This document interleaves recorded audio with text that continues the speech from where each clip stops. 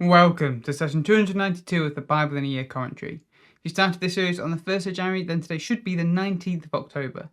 Today we'll be looking at Romans 3 to 4 and Psalm 132. But so far in Romans, we started the section on how the gospel is good news to both Jew and Gentile. We looked at how Paul was writing to a church of both Jews and non-Jews, Gentiles, drawn into a culture war.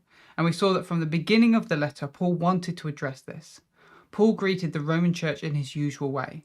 But throughout his greetings, he made it clear that his calling was to the good news of Jesus that was rooted in Jewish heritage, but was to all humanity, to both Jew and Gentile.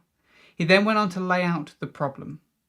All humanity is trapped in a spiral of its own wickedness and selfishness, because they have turned from God. Even the Jews who claim to be loyal to God fall into this trap. They might declare God outwardly, but inwardly they are trapped by the same selfishness and wickedness as everyone else. So let's jump into today's reading, Romans 3 to 4. Having laid out the problem that both Jew and Gentile are trapped by their own wickedness and selfishness, Paul then seeks to address one of the main objections. The Jews are different. They have a covenant relationship with God that was started with Abraham and sealed with circumcision. That makes them special. Paul agrees with this, but points out that what makes the Jews special isn't that they get special privileges, but that they have had a special responsibility for carrying God's message to the world. It was through the Israelites and Jews that we received the Old Testament scriptures. As we read through these scriptures, we saw a consistent message. Even though God's people, the Israelites and then the Jews, are often faithless, God remains faithful. To be Jewish is to be part of the tradition that has carried that message to pass it to the world. Paul then fights off another question. If their unfaithfulness was always to show that God is righteous and faithful, then surely God can't judge or punish them. They were just doing what they were meant to. Paul's answer to this is a clear no. Just because God ultimately ended up being glorified even through their wickedness, it does not make their wickedness good. In that case, they still have chosen wickedness over God and so deserve punishment. Which then brings us back to Paul's point. Are Jews better than Gentiles? No, because all of them are trapped by sin and wickedness.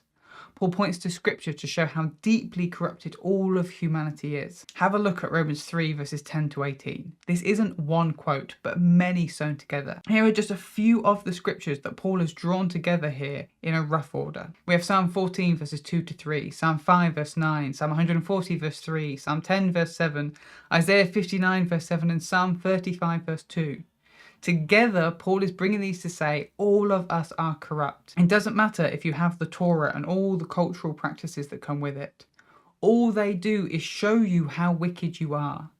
The problem now fully laid out, Paul brings us to the solution. Faith in Jesus Christ.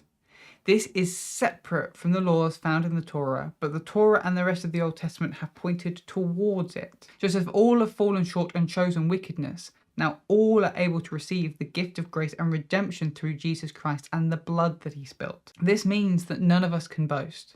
The Gentiles can't hold the Jews' failed past over their heads because that's been forgiven, and the Jews can't hold their heritage over the Gentiles' heads because God is God of both Jew and Gentile. Paul then addresses another quick question. If we are saved by faith rather than the laws found in the Torah, then surely we can throw away those laws and live life how we want. Paul's answer to this again is no. We are now able to live by those laws properly because of this faith. While this understanding of salvation might seem obvious to us, if you've been part of the church some time, this was a complete shift in the thinking for Jews. Paul goes on to show that this has actually been in their own scripture this entire time.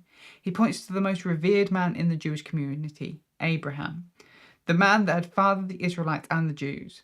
Yet as Paul pointed out, Abraham wasn't saved by his ethnic heritage or by following laws. Abraham lived long before any of these things. Abraham was considered righteous because of his faith. Have a look at Genesis 15 verse 6. In fact, Abraham believed first and then he was circumcised.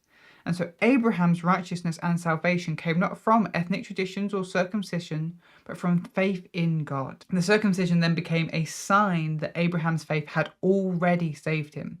And what was the thing that Abraham believed in God for? The promise that he would become a father of many nations, and through him all nations would be blessed.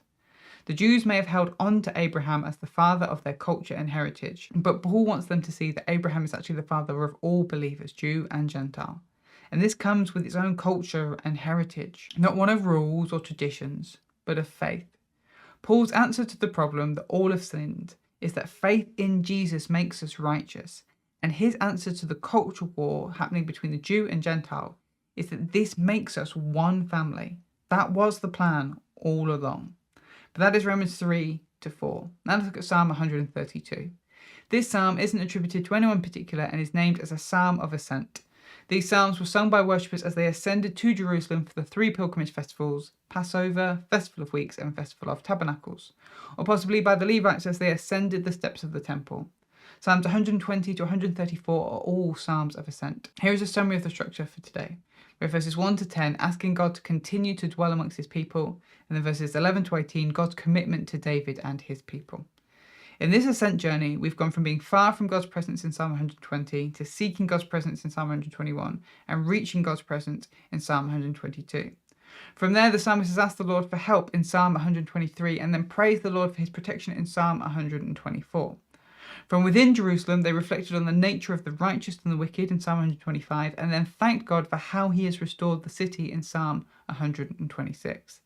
This led the psalmist to reflect on the importance of God being first and foremost in our lives in Psalm 127 and then fearing God in Psalm 128. Then, having focused on God's authority and power, the psalmist then reflects on how God has rescued them and the Israelites from their oppressors in Psalm 129 and then from their sin in Psalm 130. And this then allowed them to place their trust in the Lord in Psalm 131. Now, being in Jerusalem, the psalmist then takes a moment to reflect on God's covenant with David. The psalmist starts by asking the Lord to remember David. David had made a commitment before God that his priority was to find God a dwelling place amongst his people. David was determined to make a temple for God in Jerusalem.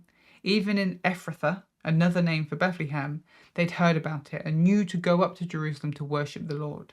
So the psalmist asked the Lord to remain faithful to David and to let his presence dwell in the temple. Let this be a place where his priests can intercede and his people can meet with him. Don't turn your back on David and his line after all these years, O Lord. And so the psalmist focuses on the Lord's commitment to David and his line. The Lord promised that as long as they are faithful, one of David's line will always reign, and the Lord's presence will dwell in Jerusalem forever. Then, because he dwells in Jerusalem, he will bless its people. He will provide for them. He will give them salvation and cause them to rejoice. The Lord will sustain and establish David's throne and defeat all their enemies. For this psalmist, the Lord's presence is closely linked with the royal line. The Lord's commitment to rise up a faithful king is part of his promise to deal well and dwell with his people. Thanks for joining us today. Take a moment to reflect on what you've read and share your thoughts or questions below. If you're watching in the future, then you can click here for the next session, or you can find the full playlist just down here. To receive these daily commentaries in your email inbox, subscribe via the link in the description below. Have a great day, and I'll see you tomorrow.